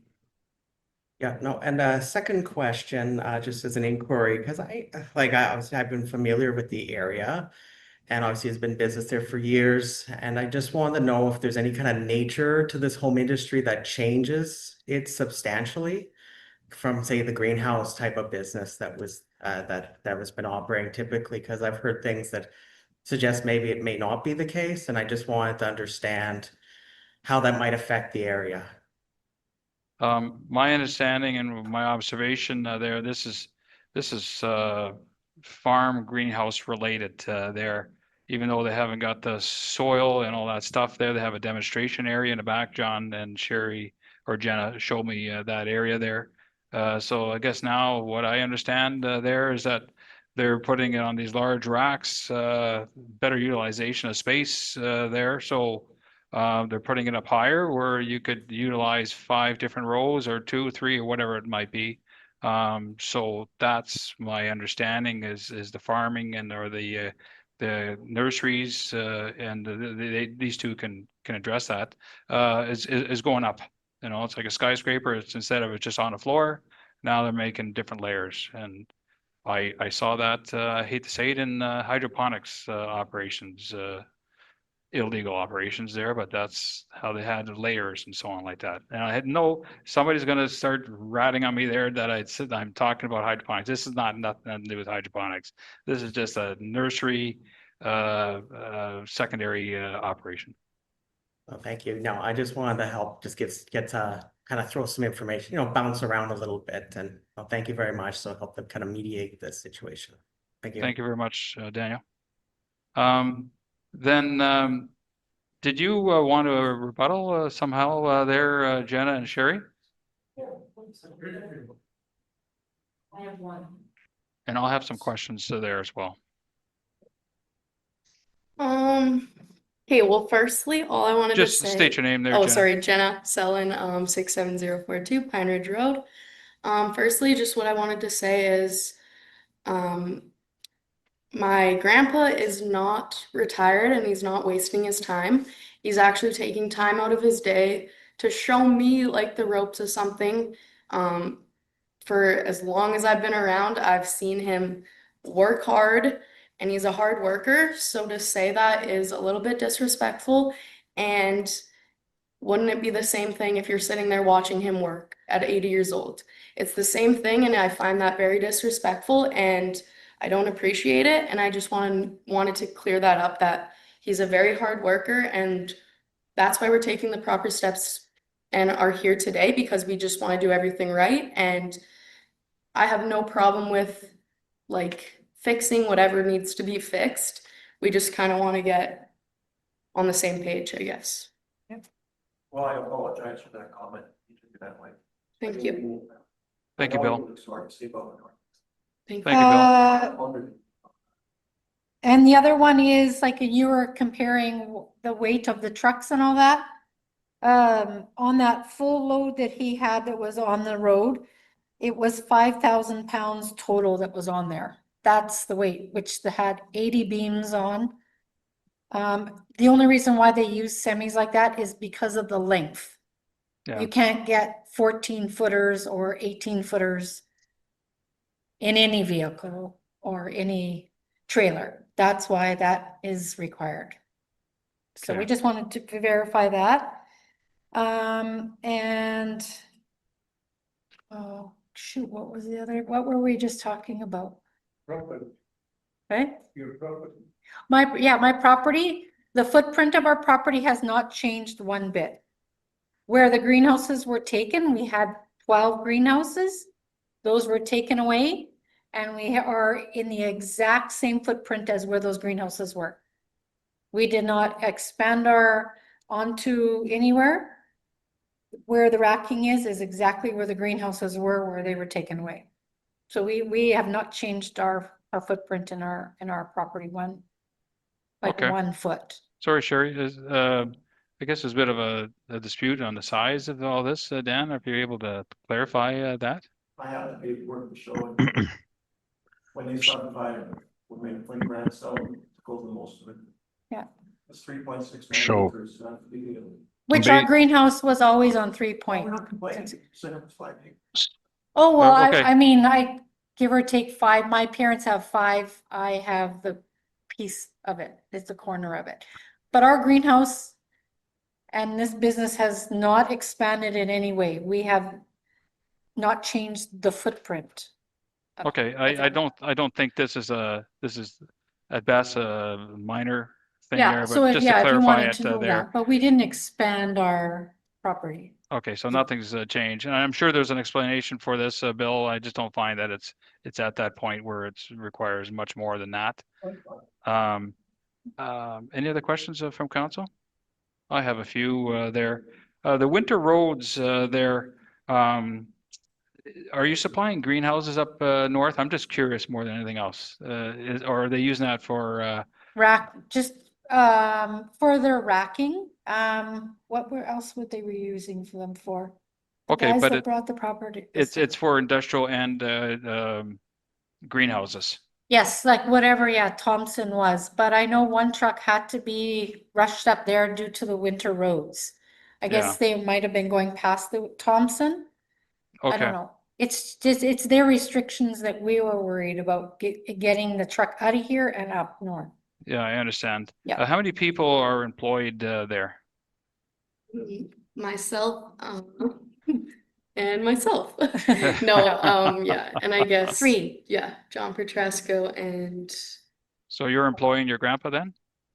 so-so. So-so. On the good days. So what are your hours then? 9 till 6? Yes. Okay. And some days it's like today we're done at 3. Okay, and just- then the deputy mayor had mentioned there about are you for changing your hours if there's a If, better. yeah, if we have to, the weekends where we get that from is just the people, say from Kijiji or whatever that he's selling, Okay, right? but your business hours, if you were to say Monday to Friday, you would try to adhere to that? Yes, for sure. Yeah, and Okay. like kind of like we said, like on the paper, it's just like it kind of depends on the deliveries and stuff like that. It's like I personally am not working on the weekends, so but it just kind of depends on weather and whatnot. Like if something happens to have to be pushed back to a Saturday, like sometimes there's not much we can do about that, but that's completely fine to. So that would be that wouldn't be the norm, the odd Yeah. one will have to be outfitted in there. I can Yeah. understand that. And the weights, the racks, I think that was explained quite well there. Okay, yeah, the rest has basically all been explained there. Any other questions from council? Then I think I'm satisfied. If council's satisfied that all the questions have been answered there, everybody's voices have been heard, and I'm prepared to close the public hearing portion of this, and no further questions will be allowed. And at this time, we'll do the reading, and then we can do our vote. Oh, I've already closed it. No, we've already closed. Whereas a public hearing has been conducted under the Planning Act to consider an application filed by Sherry Petrasko and John Petrasko on behalf of Sherry Petrasko, owner of the property located at 67040 Pineridge Road, for conditional use under the Springfield zoning bylaw number 0801. Whereas council is satisfied that the requirements of Part 7 conditional uses have been met, be it resolved that conditional use order number 25-31 be granted subject to the 5 conditions, with the second condition being amended to that the applicant provide a landscape plan for the front yard to be reviewed and approved by the designated officer to screen the outside storage of goods and material. Sound good, Mark? Yeah, Deputy Mayor? Yeah, I have a question to that actually, because we had talked about the 9 to 6 Monday to Friday. I realize that they said they do very little on the weekends, but if there's no restriction to it, can we put a timeline to that maybe? Again, I'm trying to be seeing both sides to this. So if we could do maybe nothing on Sundays and Saturdays, maybe a time, what would we say? 10 to 12, 10, just trying to give them some flexibility too, if they do have that odd one that comes in. Yeah, is council good with that? So 10 to 12 for Saturday and nothing on Sunday? You're good with that?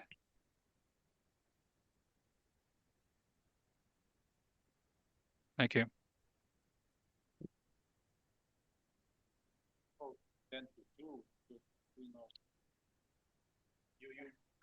yeah, that's such a short period of time. Nobody's gonna make it. The guy come a little bit later and then, oops, sorry, we cannot operate it. Because he came, 5 to Yeah. Okay. Okay.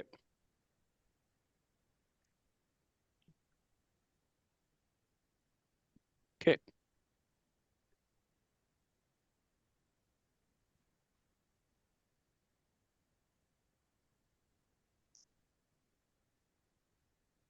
Okay, sir, I guess you should be talking to the mic there so other people can hear you, but okay. All right, thanks, Bill. So just to confirm, do you want to put in restrictions for hours then, or no, based on that? Yeah, for Saturday, what we're thinking 10 to 2? 10 to 2 then, yeah. And no activity on Sunday? Yeah. And don't disturb Jenna's lunch. Okay. So with an additional condition added of hours of operation to be restricted to Monday to Friday, 9 a.m. to 6 p.m., Saturday, 10 a.m. to 2 p.m., and no activity on Sunday. Yeah. Good. That's it. Okay, with that being read, first of all, I'll get a show of hands, those in support. That'll be unanimous and it is carried. Thank you very much, folks. And that's how it's supposed to be done. We mitigated there. We worked it out there. And if there's any other issues, I suggest just flip a phone call or something like that. This is quite easy. Yeah. Yeah, and this is how it's done. We mitigated it there. We came up with a compromise, and this is how it works in the real world.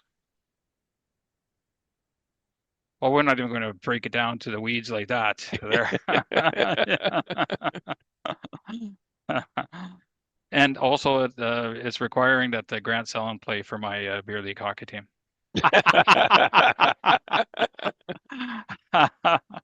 Okay, thank you very much. Thank you. This is the end of the public hearing portion. We're into the planning session right now. So let's go to 6.1, the proposal to subdivide minor subdivision under Omeniuk and MacAulay. Mover and a second for that, please. Warren and Terrian.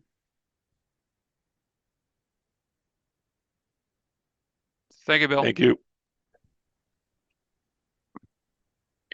As mentioned, the next application is not a public hearing. I will just brief council on the report. It was placed on the municipal website and provided to council as well. So I'll just give a quick brief on it.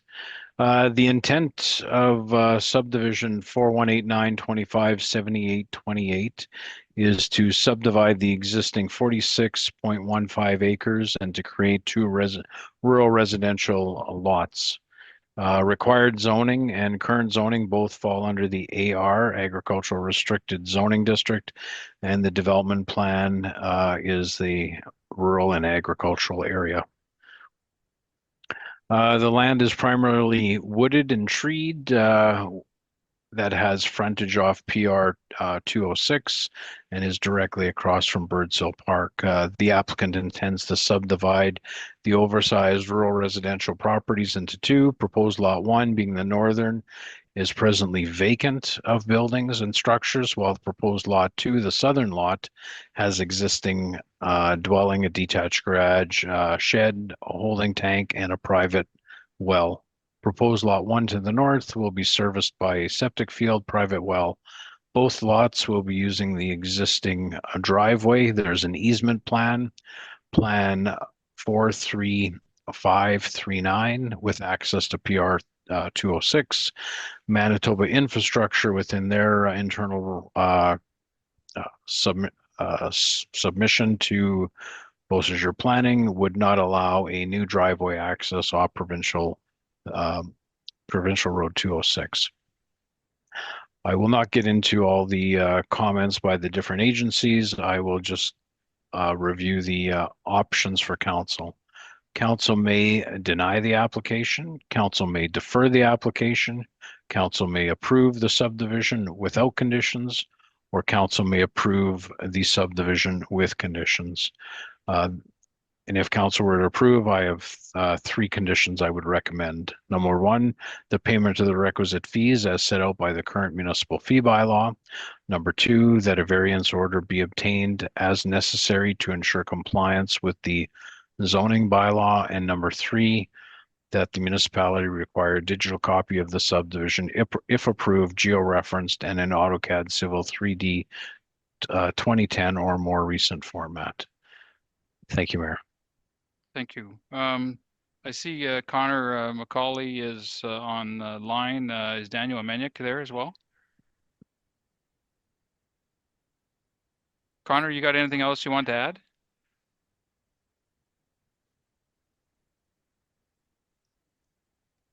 Connor, you there? Connor MacAulay? He needs to unmute himself. Okay, we'll come back in a second here. Any questions from council at all? Councillor Miller? Thank you, Mayor. So a question for the development officer. So the proposed lot, it has some buildings, one of them and the other does not. So agriculture restricted, what would that prohibit them from doing? I mean, they can obviously go for a zoning change in the future, but at the current time, that wouldn't allow them to build a residential home on it, would it? Yes, within the AR ag restricted, a single family dwelling is listed as a permitted use. Okay, great. Thank you. Thank you. I think Connor, are you online now? Yeah, can you hear me? Yes, I can. Were you listening there to our planning director? Yep. Yes. Any questions or concerns at all? No further comments. No. Okay. We just had one question from Councillor Miller to our planning director there. I'm going to open it up to any other questions from council. Councillor Miller again. Thank you, Mayor. A question to the applicant. Would those properties, is it anticipated to go for sale, just private sale, or is it like what I'm trying to say, it's not for family to, or Dan, you have an explanation? Mr. Omeniuk owns the property and Mr. MacAulay will be purchasing the property. He is also a co-worker, I believe, of Mr. Omeniuk, and he will be residing on the premise.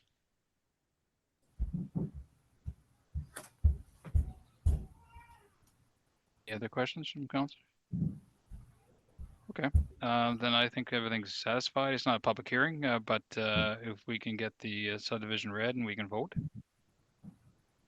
Whereas Daniel Omeniuk and Connor MacAulay have submitted an application to subdivide the 46.15 acre property to create 2 rural residential lots.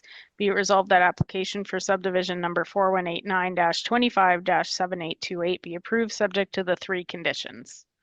Thank you. With that being read, can I first get a show of hands of those in support of the proposal under the number and MacAulay and Omeniuk?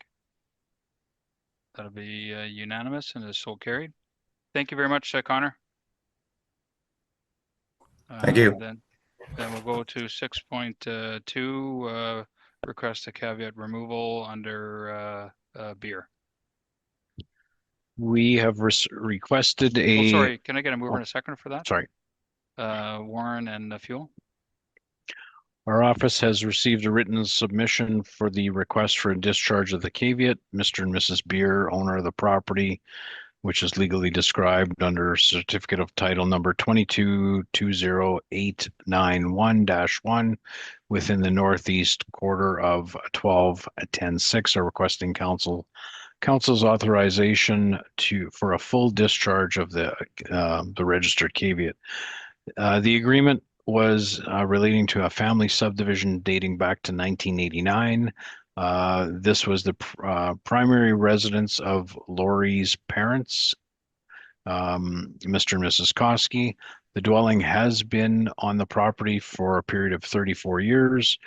Both parents have passed away and Mrs. Beer would like to sell the property and have a clear title. The conditions of the subdivision have been met and the caveat is no longer relevant. One of the clauses of the caveat was that there had to be a habitable dwelling on the property for a period of 5 years, which that has been achieved. So there's no need for the caveat to remain on the property. So we've prepared a resolution if council were to consider this as a discharge. Thank you, Mayor Tarian. Okay. I don't think we have to hear from Mrs. Beer. Any questions from council at all? I see none. If we can just have it read and then we can vote. Be resolved that a full discharge be granted for caveat number 1134899 from title 2220891/1 within Northeast 1210-6, subject to the following condition: that the owner shall be responsible for the $200 municipal fee and all legal expenses for the full discharge of said caveat. With that being read, can I get a show of hands of those in support? That is unanimous and is so carried. There's nothing for a closed meeting, so therefore we're at adjournment there. Can I get a mover and a seconder to adjourn? Warren and Kaczynski there, show of hands. Thank you very much, and we'll adjourn at 7:54. Thank you.